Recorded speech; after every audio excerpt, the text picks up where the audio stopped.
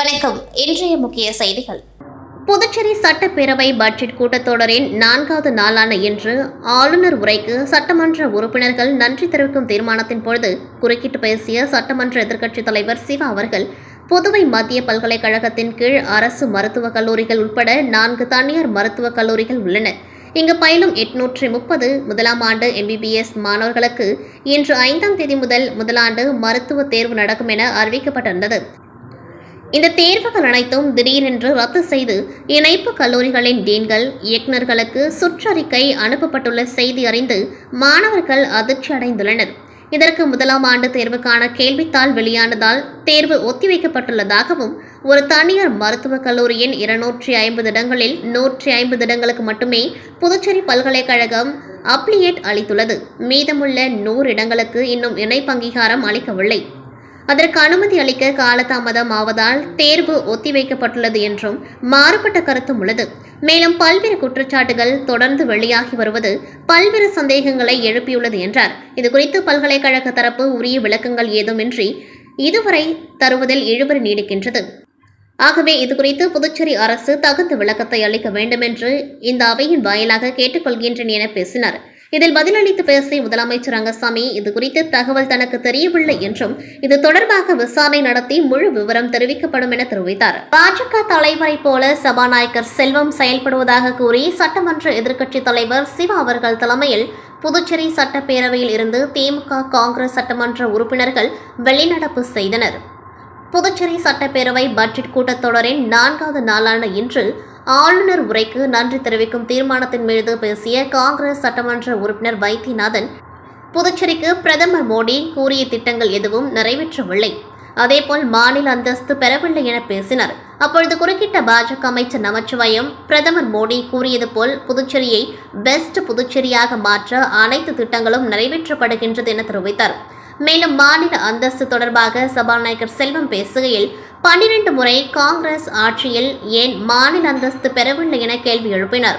அப்பொழுது எதிர்க்கட்சித் தலைவர் சிவா குறுக்கிட்டு, நீங்கள் சபாநாயகர், ஆனால் பாஜக கட்சிக்காக பாஜக தலைவரை போல பேசுவது தவறு என சுட்டிக்காட்டியும் எதிர்க்கட்சி சட்டமன்ற உறுப்பினர்களை பேச விடாததை கண்டித்தும் எதிர்க்கட்சித் தலைவர் சிவா தலைமையில் திமுக சட்டமன்ற உறுப்பினர்கள் நாஜிம், அனிபால் கென்னடி, செந்தில்குமார், சம்பத், நாகத்யாகராஜன் மற்றும் காங்கிரஸ் சட்டமன்ற உறுப்பினர்கள் வைத்தியநாதன், ரமேஷ், பரமத் ஆகியோர் வெளிநடப்பு செய்தனர்.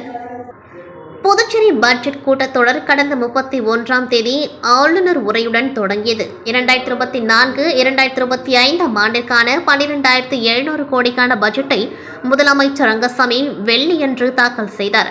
இதனைத் தொடர்ந்து சட்டப்பேரவையின் 4ஆம் நாள் கூட்டம் இன்று காலை 9:30 மணிக்கு துவங்கியது. முதலில் ஆளுநர் உரைக்கு நன்றி தெரிவித்து உறுப்பினர்கள் பேசினர்.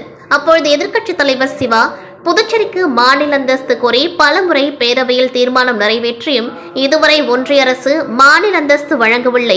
எனவே முதலமைச்சர் ரங்கசாமி அனைத்து சட்டமன்ற உறுப்பினர்களையும் டெல்லிக்கு அழைத்து சென்று ஒன்றிய உள்துறை அமைச்சரை சந்தித்து மாநில அந்தஸ்து குறித்து வலியுறுத்த வேண்டும் என பேசினார். இதற்கு பதிலளித்து பேசிய முதலமைச்சர் ரங்கசாமி, புதுச்சேரிக்கு தனி மாநில அந்தஸ்து முக்கியமானது. ஆளுநருக்கு மட்டுமே இங்கு அதிகாரம் உள்ளது. எந்த திட்டங்களையும் செயல்படுத்தினாலும் துணை ஆளுநரின் ஒப்புதல் பெற வேண்டிய நிலை உள்ளது. இதனால் திட்டங்களை செயல்படுத்துவதில் காலதாமதமாகின்றது. மாநில வளர்ச்சிக்கு திட்டங்களை விரைவாக செயல்படுத்த தனி மாநில அந்தஸ்து வேண்டும் என்றவர் பலமுறை பேரவையில் தீர்மானம் நிறைவேற்றி அனுப்பியும் இதுவரை மாநில அந்தஸ்து கிடைக்கவில்லை. இதனால் பல சிரமங்களுக்கிடையே மக்களுக்கான நலத்திட்டங்களை அரசு செயல்படுத்தி வருகின்றது என வேதனையுடன் பேசினார். மேலும் புதுச்சேரிக்கு மாநில அந்தஸ்து கிடைக்க வேண்டுமென்றால் பாராளுமன்றத்தில் திமுக உள்ளிட்ட இந்தியா கூட்டணி எம்பிக்களும் குரல் கொடுக்க வேண்டும் என வேண்டுகோள் விடுத்தார். புதுச்சேரி சட்டப்பேரவையில் கவர்னர் உரை மீதான நன்றி தெரிவித்து பேசும்பொழுது குடிமைப்பொருள் வழங்கல் துறை அமைச்சர் சாய் சரவணகுமார் இலாக்கா பறிக்கப்பட்டது குறித்த கேள்வி எழுப்பியவர், இதற்கு முதலமைச்சர் ரங்கசாமி பதிலளிக்க வேண்டும் என கேட்டுக்கொண்டார். தொடர்ந்து செய்தியாளர்களை சந்தித்தவர், பாஜக என்பது தாழ்த்தப்பட்ட மக்களுக்கும் சிறுபான்மை மக்களுக்கும் விரோதமான கட்சி என்று நினைத்து கொண்டிருக்கிறார்கள். தாழ்த்தப்பட்டவர்கள் மற்றும் சிறுபான்மை மக்களுக்கு பிரதமர் நரேந்திர மோடி பல்வேறு நலத்திட்டங்களையும் செய்து வருவதாக தெரிவித்தார். தாழ்த்தப்பட்ட சமூகத்தை சேர்ந்த ஒரு அமைச்சரின் இலாக்கா பறிக்கப்பட்டு வேறு ஒரு அமைச்சருக்கு வழங்கப்பட்டுள்ளது. இது சம்பந்தமாக முதலமைச்சர் விளக்க வேண்டும் என்றார். கடந்த காங்கிரஸ் ஆட்சியில் நியாய விலைக் கடைகள் மூலம் எந்த ஒரு பொருளும் வழங்காமல் இருந்தார்கள். தொடர்ந்து பாஜக கூட்டணி எம்எல்ஏக்கள் வலியுறுத்தியதன் பேரில் புதுச்சேரியில் ரேஷன் கடைகளை மீண்டும் திறக்க துணைநிலை ஆளுநர் ஒப்புதல் அளித்துள்ளார். இந்த நிலையில் அமைச்சரின் இலாகா மாற்றப்பட்டுள்ளது.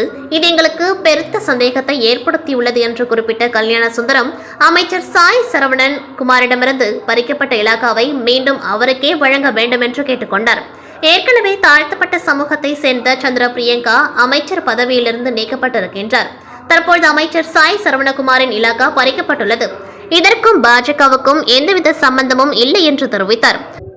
அமைச்சரின் இலாகா பறிப்பு குறித்து முதல்வர் பதிலளிப்பார் என்று எதிர்பார்க்கின்றோம். அவர் பதிலளிக்கவில்லை என்றால் அடுத்த கட்ட நடவடிக்கை குறித்து முடிவு செய்ய இருப்பதாக அவர் தெரிவித்தார். புதுச்சேரியில் கையூட்டு பெற்றுக்கொண்ட அதிகாரிகள் ரேஷன் கார்டுகள் வழங்குவதாக குற்றச்சாட்டு எழுந்திருக்கின்றது. அதிகாரிகள் அவர்களை திருத்திக் கொள்ள வேண்டும் என்றும் கல்யாண சுந்தரம் கூறினார். காரைக்காலை அடுத்த மேல ஓடுதுறை பகுதியில் வசித்து வரும் பொதுப்பணித்துறை அதிகாரி அன்பழகன் என்பவர் கடந்த பிப்ரவரி 5ஆம் தேதி தனது குடும்பத்தோடு வெளியூர் பயணம் சென்றுவிட்டு 7ஆம் தேதி காரைக்கால் வந்து பார்த்தபொழுது வீட்டின் முன்பக்க கதவு உடைக்கப்பட்டு வீட்டின் உள்ளே இருந்த பீரோவையும் உடைத்து அதிலிருந்து சுமார் 20 பவுண்ட் தங்க நகை மற்றும் ரூபாய் 20,000 ரொக்கத்தை மர்ம நபர்கள் கொள்ளையடித்து சென்றது தெரியவந்தது. தொடர்ந்து அன்பழகன் நிரவி காவல் நிலையத்தில் புகார் அளித்தார். இந்த நிலையில் நிரவி காவல் நிலைய ஆய்வாளர் மரிய கிறிஸ்டியன் பால் தலைமையில் உதவி ஆய்வாளர் குமரவேல் வழக்கு பதிவு செய்து சிசிடிவி காட்சிகளை வைத்து தீவிர விசாரணையில் கொள்ளையர்கள் குற்ற சம்பவத்தின் பொழுது பயன்படுத்திய சொகுசு கார் கண்டுபிடிக்கப்பட்டு வாகனத்தின் உரிமையாளர் தமிழக பகுதியில் திருட்டு, வழிபறி, கொள்ளை உள்ளிட்ட பல்வேறு வழக்குகளில் தொடர்புடைய தென்காசி மாவட்டத்தை சேர்ந்த பிரபல கொள்ளையன் ஹஜ்மீர் ஹாஜா ஷெரீப், அவரது மனைவி வசந்த பிரியா மற்றும் அவரது நண்பர் முகமது இஸ்மாயில் ஆகிய 3 பேரையும் சிறப்பு அதிரடிப்படை போலீசார் உதவி மூலம் கைது செய்து அவர்களின் வீட்டில் பதுக்கி வைத்திருந்த 20 பவுண்ட் தங்க நகைகளை மீட்டு கொள்ளை சம்பவத்திற்கு பயன்படுத்திய காரையும் பறிமுதல் செய்து காரைக்கால் மாவட்ட நீதிமன்றத்தில் ஆஜர்படுத்தி சிறையில் அடைத்தனர். காரைக்கால் அடுத்த நெடுங்காடு நல்லாத்தூர் பகுதியை சேர்ந்தவர் சகுந்தலா. இவர் தனது மகனுக்கு திருமணம் ஏற்பாட்டை செய்து கொண்டிருந்த பொழுது கடந்த சில வாரத்திற்கு முன்பு விருதுநகரை சேர்ந்த கிளி ஜோதிடக்காரர் முனுசாமி என்பவர் சகுந்தலா வீட்டுக்கு சென்று கிளி ஜோதிடம் பார்க்குமாறு கூறியுள்ளார். திருமண ஏற்பாட்டை செய்த நிலையில் மகனின் திருமணம் ஏற்பாடு தள்ளி போவதாக கூறி தனது கவலையை கூறியுள்ளார். இதனை கண்ட முனுசாமி, தனக்கு தெரிந்த ஒருவர் இது போன்ற பிரச்சனைக்கு சிறப்பு பூஜை செய்து தந்தால் உடனே திருமணம் நடக்கும் என ஆசை வார்த்தைகளை கூறி தனக்கு தெரிந்த தூத்துக்குடியை சேர்ந்த சுகந்தி மற்றும் தென்காசியை சேர்ந்த வினோத்ராஜ் ஆகியோரை அறிமுகம் செய்து வைத்து மகனுக்கு உள்ள திருமண தோஷத்தை கழிக்க சிறப்பு பூஜைகள் செய்ய வேண்டுமென கூறி ரூபாய் 2,18,000 பணம், பூஜை பொருட்களுக்காக தனியாக ரூபாய் 35,000 ஏமாற்றி பெற்றுக்கொண்டு பூஜையை செய்யவே இல்லை என கூறப்படுகின்றது. இந்த நிலையில் அவர்கள் பணத்தை பெற்றுக்கொண்டு பூஜை ஏதும் செய்யாததால் சந்தேகமடைந்த சகுந்தலா கடந்த சில நாட்களுக்கு முன் நெடுங்காடு காவல் நிலையத்தில் புகார் அளித்தார். அதன் பேரில் வழக்கு பதிவு செய்து அந்த மர்ம நபர்களை வலைவீசி தேடி வந்தனர்.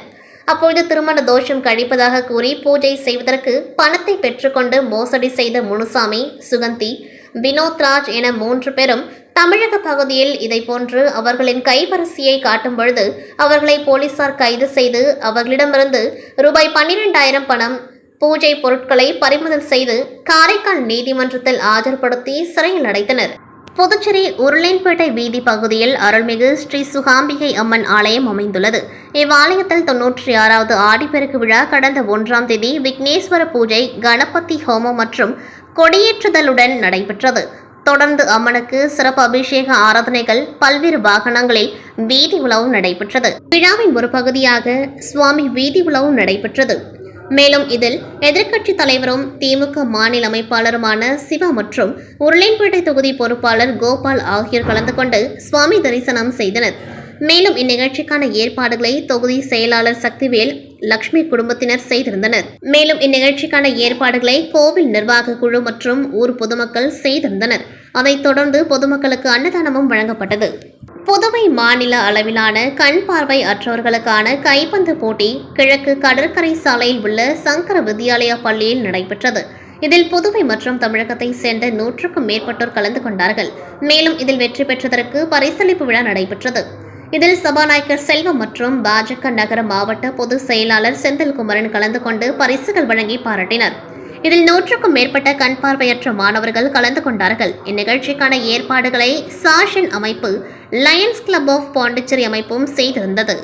புதுச்சேரி மாநிலம் அரியங்குப்பத்தில் அமைந்துள்ள வெற்றி அங்காள பரமேஸ்வரி அம்மன் ஆலயத்தில் ஆடி அமாவாசை முன்னிட்டு 20ஆம் ஆண்டு 108 பால்குட அபிஷேகம் நடைபெற்றது.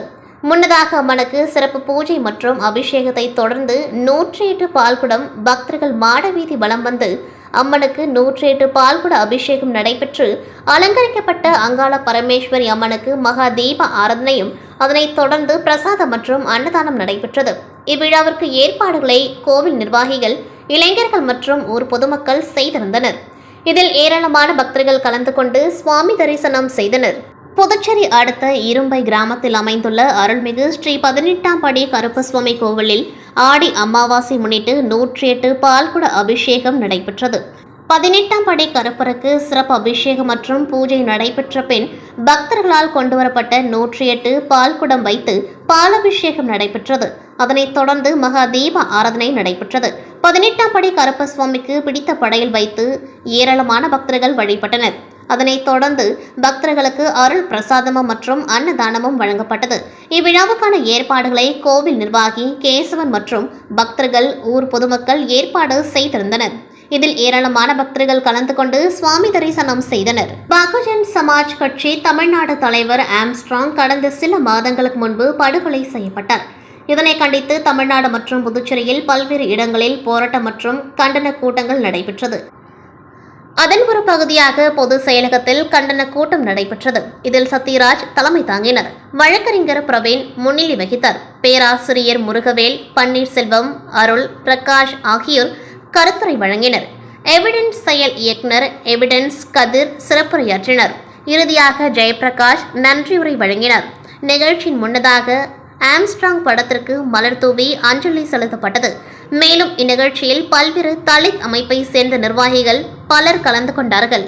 இத்துடன் செய்திகள் நிறைவடைகின்றது. நன்றி, வணக்கம்.